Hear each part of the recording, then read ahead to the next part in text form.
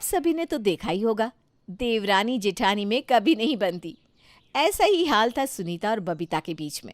सुनीता कहने को तो जेठानी थी, पर घर में बबीता की चलती थी और बबीता हमेशा कोई ना कोई ऐसी हरकत करती कि सुनीता को गुस्सा आ जाता। ऐसे ही एक दिन सुनीता नया कप निकालकर उसमें सभी के लिए चाय निकालती है। ये देखकर बबीता अपनी जेठानी को ताना देते हुए कहती है, दीदी, ये कप तो शायद मेरे मायके वालों ने दिया था। इस घर में आपकी खुद की कोई चीज़ नहीं है क्या? आप सारी चीज़ें मेरी ही क्यों इस्तेमाल करती हैं? बबीता, ये घर तुम्हारा नहीं है, हम दोनों का है। इस घर में हम दोनों रहते हैं, इसलिए घर की चीज़ों पर भी हम दोनों का बराबर हक होगा। यहाँ की चीज़ों पर हम दोनों का बराबर का हक होगा, पर दीदी, मेरे मायके वालों की दी हुई चीज़ों पर नहीं। इतना बोलकर बबीता वहाँ से चली जाती है। ये सब देखकर सुनीता को बहुत गुस्सा आता है और वो अपने पति आनंद से जाकर लड़ने लगती है। ये सब तुम्हारी गलती है, तुम्हारी वजह से वो बबीता मुझसे लड़ती है। अरे पर इसमें मेरी क्या गलती? ये तुम दोनों देवरानी जेठानी की आपस की लड़ाई है, आपस में लड़ो ना। तुम अपनी देवरानी को छोड़कर मुझसे क्यों आ जाती हो लड़ने? आपसे तो कुछ बोलना ही बेकार है। सुनीता नाराज होकर चली जाती है और बबीता को परेशान करने के लिए रात को खाने की टेबल पर जब बबीता अपने पति विवेक के साथ खाने के लिए बैठती है तो सुनीता भी उसे ताना देते हुए कहती है, देवरानी जी जरा आराम से कुर्सी पर बैठना। दरअसल वो कुर्सी ना मेरे मायके वालों ने दी थी और आज का खाना भी मैंने बनाया है, क्योंकि तुम्हें तो खाना बनाना आता नहीं। अपनी जेठानी की ये बात सुनकर बबीता तिलमिला उठती है और बिना खाना खाए वहाँ से चली जाती है और अपनी माँ को फ़ोन करके सारी बात बताती है। माँ, तुमने शादी के टाइम दहेज में मुझे इतनी कम चीज़ें क्यों दी? तुम्हारी वजह से मुझे अपनी जेठानी के ताने सुनने पड़े। अरे बेटा, मैं तो तेरा घर दहेज के सामानों से भर रही थी, पर तेरे सास ससुर ने सामान लेने से मना कर दिया, क्योंकि तेरे ससुराल में पहले से ही सब कुछ था। मम, मुझे कुछ नहीं पता। अब तुम कुछ ऐसा करो ताकि मैं अपनी जेठानी को जला सकूं और उसे दिखा सकूं कि मैं उससे कम नहीं हूँ। बबीता अपनी माँ के साथ मिलकर एक चाल चलती है। अब बबीता की माँ अपने दामाद को एक स्कूटी लाकर देती है। स्कूटी आने के बाद बबीता स्कूटी का शो ऑफ करने अपनी जेठानी के सामने जाती है। देख रहे हो विवेक जी, मेरी माँ को आपकी कितनी फिक्र है। आप हमेशा बस से ऑफिस जाते थे, इसलिए उन्होंने आपको स्कूटी दे दी। सच में भाई, तेरा ससुराल बहुत अच्छा है। एक मेरे ससुराल वालों को देख ले, कभी पूछते भी नहीं।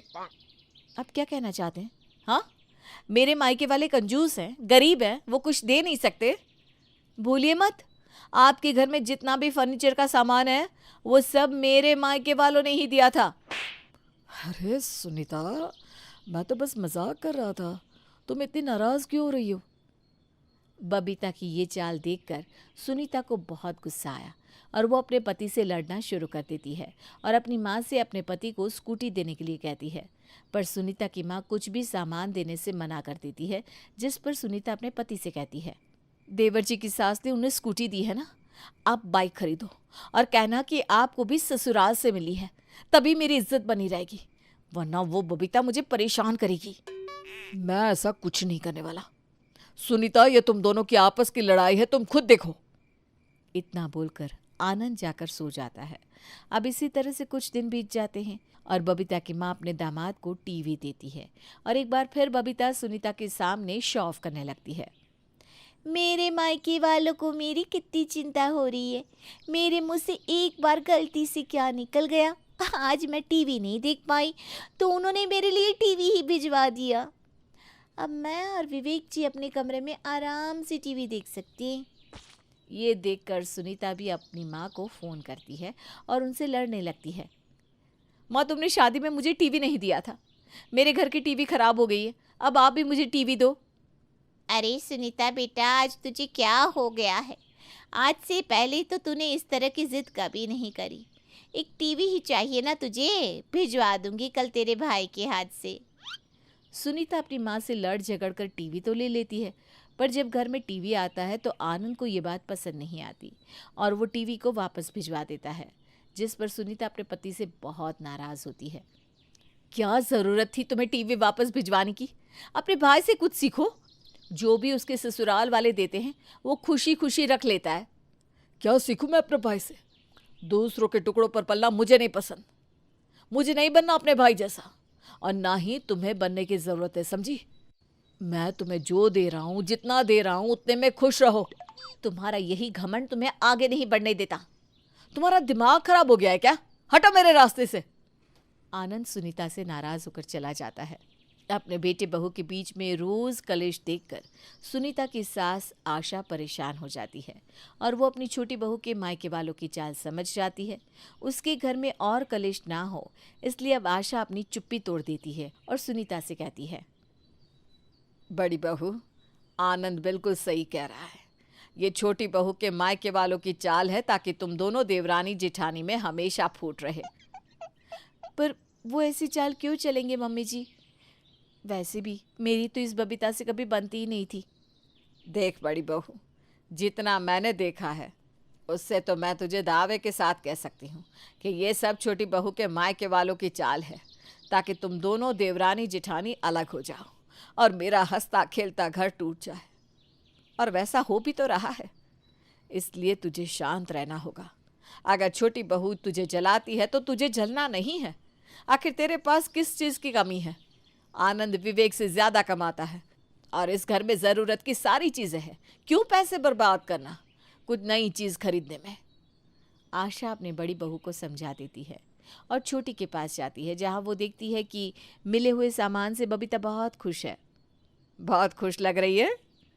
आखिर तेरे मायके वाले तुझे कभी टीवी तो कभी स्कूटी जो देते हैं, हाँ? हाँ माँ जी, मैं बहुत खुश हूँ। पर आपने जेठानी जी का मुंह देखा? कैसे वो अंदर ही अंदर जल रही है। ऊपर से जेठ जी ने उनका सामान भी वापस कर दिया। मुझे तो जेठानी जी को जलाकर बहुत मजा आ रहा है। छोटी बहू, तुझे अपनी जेठानी को सिर्फ जलाने में मज़ा आ रहा है या फिर मेरा बसा बसाया घर तोड़ने में? ये आप क्या कह रही हैं माँ जी? मैं कुछ समझी नहीं। भला मैं अपना घर क्यों तोड़ दूंगी? ये घर मेरा भी तो है। मैं तो हमेशा से चाहती हूँ कि हम सब हमेशा हंसी खुशी रहे। अगर तू चाहती है कि हम सब साथ रहे तो तू अपने मायके वालों को इस घर की चीज़ों में इन्वॉल्व क्यों करती है? क्यों अपने मायके वालों से हमेशा कुछ न कुछ सामान मांगती रहती है? क्या हमारे घर में किसी चीज़ की कमी है? इससे तू बड़ी बहू को जला नहीं रही बल्कि अपना घर बर्बाद कर रही है। आशा अपनी छोटी बहू को डांटने के साथ समझाती भी है और जब बबीता अपनी सास की बात सुनती है तो उसे एहसास होता है कि वो अपनी जेठानी को सिर्फ जलाने के चक्कर में कितना गलत कर रही थी और किस तरह से उसके मायके वाले चाल चलकर बबीता को उसके ससुराल से अलग करने की कोशिश कर रहे थे। अब जैसे ही बबीता को सारी बातें समझ में आती हैं, वो अपने मायके वालों से बातचीत कम कर देती है और अपनी जेठानी के साथ प्यार से रहने लगती है। शादी तय होते वक्त कैसी कैसी डिमांड ससुराल पक्ष की होती है ये तो सभी जानते हैं, लेकिन ये देखिए। नहीं नहीं बहन जी, एक पैसा एक सामान नहीं चाहिए। बस हमें अच्छी बेटी चाहिए। हमारे घर को संभाल ले ऐसी एक अच्छी बहू चाहिए। ईश्वर की दया से हमारे पास किसी भी चीज की कमी नहीं है। अरे ऐसा कैसे? हमारी भी तो एक ही बेटी है। एक एक पैसा जोड़ा था कि इसकी शादी ऐसे करेंगे वैसे करेंगे, लेकिन अब आप बोल रही हैं कि सामान नहीं, पैसा नहीं, कुछ भी नहीं चाहिए। नहीं नहीं, ये तो नहीं हो सकता। देख लीजिए, हमारे घर में तो बिल्कुल जगह ही नहीं है कि हम एक टेबल भी रख पाए। मैंने और मेरी बीवी ने एक एक सामान मन से जोड़ा है, सजाया है, तो प्लीज आप रहने दें। खैर हो जाती है रिया की शादी आयुष के साथ। शादी के बाद काश मेरे कमरे में बड़ी वाली टीवी होती। मेरे पापा दे तो रहे थे। हाँ तो ठीक है ना, मैं बोल देता हूँ मैनेजर को, वो ला देगा। इसमें तुम्हारे पापा क्या कर लेंगे? रिया को बुरा लगता है कि वो घर में किसी भी चीज़ पर बाप के पैसों का हक नहीं दिखा पा रही थी। वो माँ को फ़ोन करती है। देख बेटा, तेरे ससुराल वाले तो मुझे पहले ही तेज लग रहे थे। वो तो तुझे नौकरानी बनाकर रखना चाहते हैं। नौकरानी जानती है ना कैसी जिंदगी होती है उसकी। माँ 2 मिनट होल्ड कर, दरवाजे पर कोई है। देख ले, तेरे कमरे में भी कोई प्राइवेसी नहीं है। रिया दरवाज़ा खोलती है। सामने नौकर हाथ में ट्रे लेकर खड़ा होता है। मेम साहब, वो आपकी कॉफ़ी। बड़ी मैडम ने बोला है कि आपको चीनी कम चाहिए होती है ना। हाँ हाँ, ओके ओके। रिया कॉफी लेकर दरवाजा बंद कर देती है। समझ रही है ना मैं क्या कह रही हूँ? नौकरानी बना कर रखा है उन लोगों ने तुझे, और तू रह रही है। देख, एक काम कर, एक एक करके घर की सारी चीजें खराब कर, और जैसे ही खराब होगी मैं दे जाऊंगी तुझे सामान, ठीक है ना? बेटी सोचती है कि वो नौकरानी, लेकिन क्या ज्यादा सोचना, माँ ने बोला तो झूठ थोड़ी ना होगा। फिर क्या, माँ की आज्ञा मिलते ही बेटी रिया लग जाती है काम पर। हाय रे, न जाने कैसे ये फ्रिज खराब हो गया। नो इश्यू मैम साहब, मैं इलेक्ट्रिशियन बुला लेता हूँ। पागल है क्या? मेरा बाप जानता है कौन है। नया ले लेते हैं, पुराना ठीक कराना हमारे खानदान में नहीं है। बस फिर क्या था, माँ के कहने पर रिया घर का एक एक सामान तोड़ती और माँ नया भर देती। ऐसे में एक वक्त ऐसा आता है कि घर का ज्यादातर सामान रिया के घर का होता है। फिर एक रोज, बहू क्या हाल बना रखा है, रोज घर की कोई ना कोई चीज तुझसे खराब हो रही है। और ये क्या, तेरे घर वालों को कैसे पता चल जाता है कि आज क्या खराब होने वाला है? वो तो पहले से ही उसे लेकर दरवाजे पर खड़े रहते हैं। देखिए मम्मी जी, ज्यादा मुझ पर चढ़ने की जरूरत तो है नहीं, पूरा घर मेरे ही सामान से भरा है। मम्मी जी, मैं भी ना कोई चलते फिरते घर की बेटी नहीं हूँ। बढ़िया आई। और हाँ, सोफे पे थोड़ा तमीज से बैठना, पता है कितना महंगा वाला है। बहू की हरकत सास को बहुत बुरी लगती है। वो पति के पास जाती है और पति को सारा हाल बताती है। देखिए जी, मैं कह रही हूँ कि बहू ने ना जानबूझकर घर का सारा सामान तोड़ा है, वो हम पर दहेज का रौब दिखा सके। ये क्या बात होती है? बहू के माँ बाप को समझना चाहिए कि ऐसे लोगों के कारण ही देश में दहेज जैसी कुप्रथा फल फूल रही है, और साथ ही लड़कियां ससुराल वालों को कुछ नहीं समझती। कितने ही लोग हैं जो दहेज ना दे पाने के कारण बेटियों की शादी भी नहीं करा पाते। अब देखिए, ये सोच तो आपकी है ना, बहू के मन में क्या चल रहा है कौन जाने। कल हमारी बेटी आ रही है, उसके सामने बहू ने ये सब किया तो वो कितना दुखी हो जाएगी। मैं बेटे से बात करता हूँ, वही बहू को समझाएगा। वो लोग बात कर ही रहे होते हैं कि बहू की जोर जोर से चिल्लाने की आवाज आती है। अरे ये क्या है, सोफे के ऊपर पैर के निशान। अरे सोफा बैठने के लिए होता है कि खड़े होकर नाचने के लिए? गले सड़े पुराने सोफे थे, वो तो भला हो मेरे पापा का, जो सफेद सफेद सोफे रखकर इस फटे पुराने घर को नया चमचमाता चेहरा दे दिया। सास ये सब सुनकर पति से कहती है, देख रहे हो, मुझे तो डर लग रहा है कि बेटी के बच्चे तो इस घर का कुछ भी छू लेंगे तो ये तो बवाल कर देगी। इसीलिए तो मैं नहीं चाह रहा था कि बहू के मायके से कोई भी सामान आए। वो तो मैं भी समझ रही थी, बहू के घर वालों से कुछ मांगा नहीं तो बहू ने ये कर दिया, घर का सामान तोड़ तोड़ कर मायके से सामान मंगवा लिया। अब घर पर राज कर रही है। अगर इसने मेरी बेटी के बच्चों को एक शब्द भी कहा तो मैं इसे छोड़ूंगी नहीं। वैसे भी मैंने इतना पैसा इसलिए नहीं कमाया कि कल को कोई बाहर की लड़की मेरी बेटी और बीवी को ताने दे। फिर मैं भी बेला को फोन करके थोड़ा सा घर के और बहू के माहौल का आइडिया दे देती हूँ, कल को कोई बात हो तो बेला समझ कर रहे। सास बेटी को फोन पर सारी बात बता देती है। अरे माँ, तू चिंता ना कर, ऐसी कईयों को मैं लाइन में लगा चुकी हूँ। अगले रोज रिया की ननद घर आती है, प्यारे प्यारे 2 बच्चों को लेकर। रिया दरवाजा खोलती है। अरे बेला, आओ आओ अंदर आओ, लेकिन बाहर खड़ी वो कार देखी, वो देखते हुए अंदर आना। हाँ, बेला जो कि खुद एक बहुत ही संपन्न परिवार की बहू होती है। हाँ भाभी, क्यों, किसकी कार है? ड्राइवर भैया ने कार खरीद ली क्या? वैसे भी भाभी, ये लोग ना ऐसी भी कार खरीद ले तो बड़ी बात है। बेला की बात सुनकर रिया का मुंह बन जाता है। नहीं नहीं, ये 8 लाख की कार मेरे पापा ने दी है इनको। क्यों दी है? पापा को तो ये लेन देन पसंद ही नहीं है। मेरी शादी में 40 लाख की कार दे रहे थे, लेकिन मेरे ससुर ने मना कर दिया। वैसे भी भैया के पास तो 1 करोड़ की कार है, फिर ये 8 लाख की कार लेकर क्यों जगह घेर रखी है? खैर, अब सारी बातें यही होगी या अंदर भी आने दोगी भाभी? बेला चली जाती है अंदर, लेकिन अब जिस 8 लाख की कार में रिया फूली रहती थी वो पिचक्कर फुस हो जाती है। कैसी हो माँ? मैं तो अच्छी हूँ, कब से तेरी और बच्चों की राह देख रही थी। बेला भाभी को देखती है और फिर अब मैं पानी देती हूँ ठंडा और पौष्टिक। वो क्या है ना, मेरे पापा ने ऐसा आरओ दिया है जिसमें तांबा है, पानी में ना तांबे के गुण आते हैं। बहू पानी ले आती है। अरे मुन्नी क्या ढूंढ रही है, पानी पी लो, देखो कितने महंगे आरओ का पानी है, कहीं पिया नहीं होगा इसके पहले। महंगा आरओ पानी? भाभी पानी में से तो मरे हुए चूहे की बू आ रही है। ये बोलकर ननद पानी थूक देती है। वही तो, जब से इसके पापा ने ये थकासा आरओ लगाया है, तेरे पापा की भी ना तबीयत ठीक नहीं रहती। इससे पहले वाला आरओ तो मैं लंदन से लेकर आया था। और क्या पापा, मैं भी तो अमेरिका से लेकर आई थी। भाभी वो मुन्नी को फ्रिज का रिमोट दे दो, वो क्या है ना, खुद ही फ्रिज से जो अच्छा लगेगा वो खा लेगी।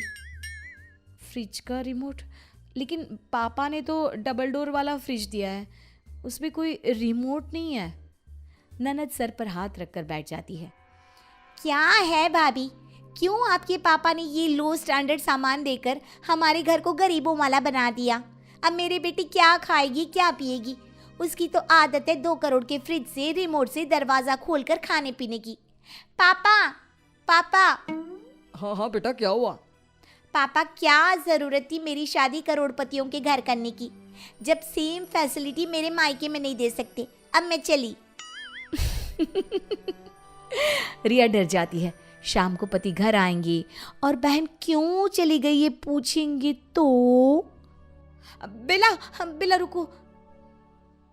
हाँ बहू, मैं भी वही बोल रही थी, तेरे पापा की तो बड़ी फास्ट डिलीवरी है सामान पहुंचाने की। यहाँ सामान तुझसे टूटा नहीं कि वहां दरवाजे की घंटी बज जाती थी। तो तेरे पापा को जरा कह देना कि एक रिमोट वाला 2 करोड़ का फ्रिज भेज दे, और वो भी जल्दी। हाँ माँ, वो कार भी बाहर देखी मैंने, उसमें तो मैं किसी हाल में ना बैठूं। 40 करोड़ वाली कार चाहिए। जरा जल्दी बोल बहू, बेला चली गई तो बड़ी बेइज्जती होगी। रिया जो कि अपनी माँ के कहने पर चलती थी, जल्दी से फ़ोन लगाकर सारी कहानी बता देती है।